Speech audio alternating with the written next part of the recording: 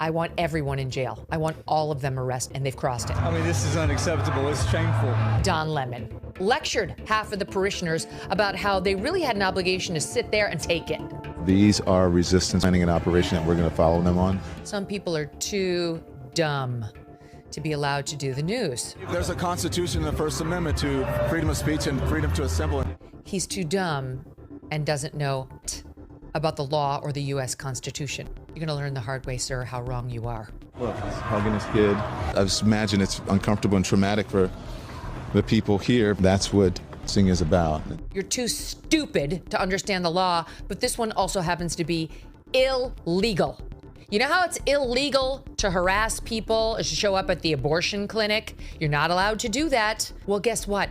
That same law also applies to places of worship. There are some very limited, but this is one of them, limits on your First Amendment rights. This is the line beyond which we cannot allow them to cross. I don't care if it takes the National Guard, if it takes all of Pam Bondi's DOJ, if it takes President Trump personally making a visit to this church. I don't care what has to be done, but this is the red line, and they've crossed it.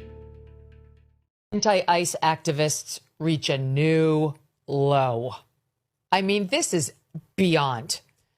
They've decided now, because there's been absolutely no crackdown by local police, that they can get away with storming churches and disrupting Sunday worship. It happened yesterday, and the city's Democratic leaders, as of noon Eastern today, nearly 24 hours later, have said nothing. To Don Lemon, I'm going to say this in the nicest way that I could possibly say this. Yes, President Trump sent this out. Just watch footage of the church right in Minnesota by the agitators, and these people are professionals. No person act the way they are. They are highly trained to scream, run, and rave like lunatics in a certain manner, just like they are doing. They are troublemakers who should be thrown in jail or thrown out of the country.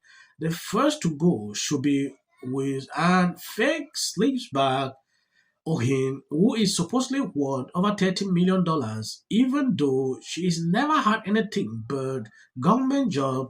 Investigate these corrupt politicians and do it now. Okay, there is another tweet where President Trump actually called out Don Lemon by name. He should be in jail.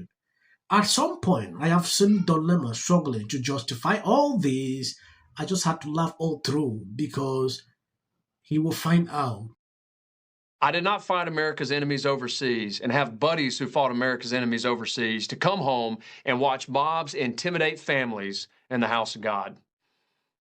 I'm not going to stay quiet while politicians and people like Don Lemon participate in this sort of trap. In America, we protect kids, we defend faith, and we hold the line when evil gets in the way, period. There is the clip of him talking about looking at the young people who are exiting the sanctuary and saying how they're traumatized, they're disturbed, and that's what's necessary like this. And I think that's just disgusting. I think that, we as Christians are never promised peace or comfortability in this life.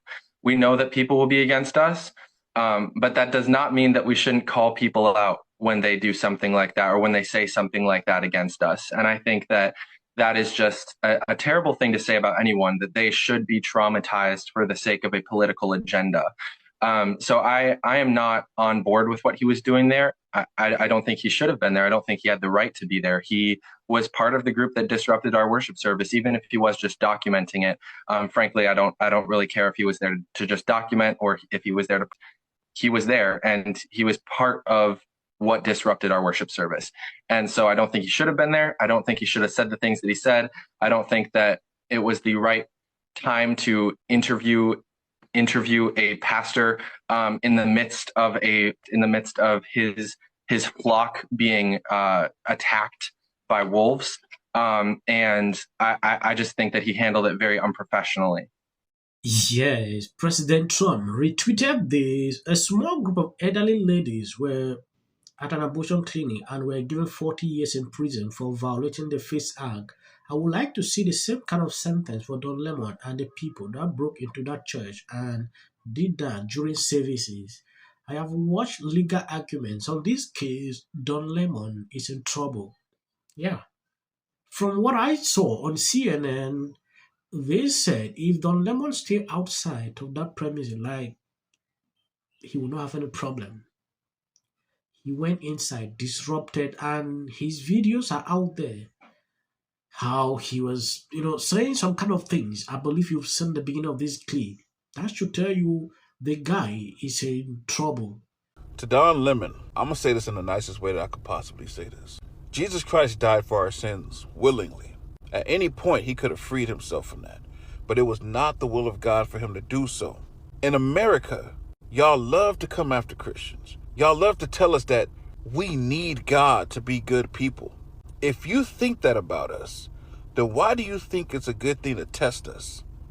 You see, many of us Christians have come from many different walks of life. We have done some horrible things in this life. And it is by the grace and love of God that we are able to stand and love on people and pray for people and speak the way that we do and not have to be the people that we were. But with that, I need you to understand something. We choose not to attack. And instead, we seek the Lord because we have learned that vengeance is his and that those who live by the sword die by the sword. So when you're standing up there with your mic antagonizing pastors, understand that most likely that pastor has to go home and pray because it took everything within him not to have you sleep on the floor. If he felt half the anger that we feel watching y'all do what y'all did, understand God was on your side.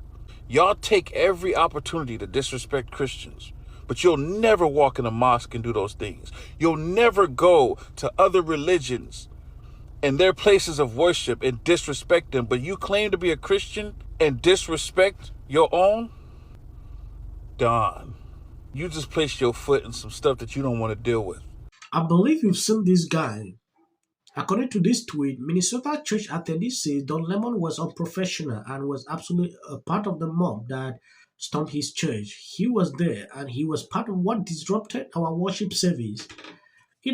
Sometimes I really like to always see people coming out to say this.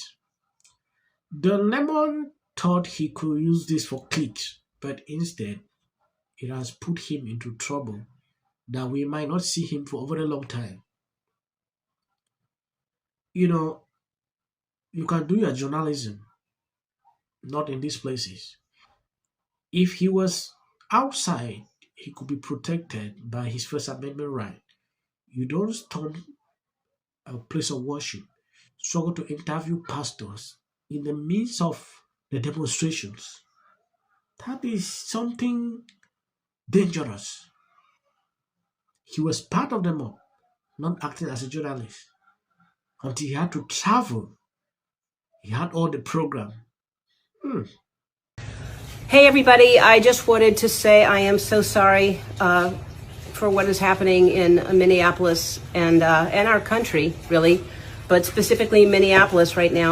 As you can see, all these pretend Christians, all these comfortable white people who are living lavish, comfortable lives while children are dragged into concentration camps. You're living real life, nice lives with your lattes, doing absolutely nothing. This is a violation of what is known as the FACE Act. And not only do we condemn this act, but tonight I want to demand that the Department of Justice investigate what took place in Minneapolis. I think I'm going to end here. As of the short clips you see at the end, that is for the white algorithm. I'm always pleading, please always share out the videos. It helps boost the channel so videos can be recommended. They just make it worse. Bill Maher, you give us so much. But also wearing a Be Good pin for Renee Good, obviously. And just so much nonsense. I'm pissed off that a queer black woman is up here doing the job of two mediocre. Power of the law and that no one stands above it.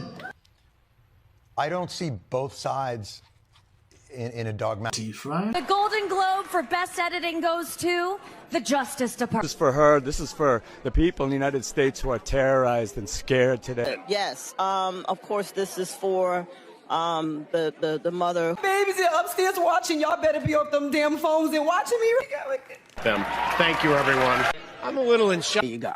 $1,500. Let's see if they get the. Well, I want to see them get it. MAGA's going to break up because of Donald Trump's criticism of Robin. Can sit at either place. Thank you for coming. I really appreciate it. You and your husband were friends with Rob and Michelle Reiner, and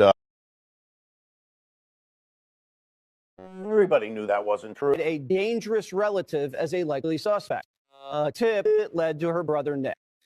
Rob Reiner and Nick had a heated argument the night before at Conan O'Brien's Christmas party, being back on zone. In one interview, she said, "We should have said nothing." The United States to take this family tragedy in which the president had made no comment. When people ought to have. Absolute horror. Hi, Mel Gibson. I'm in Italy. There is a quota system. Lasting conversation too. Yes. It's like I really don't. Well, and so I blame the Congress, not him, as much as.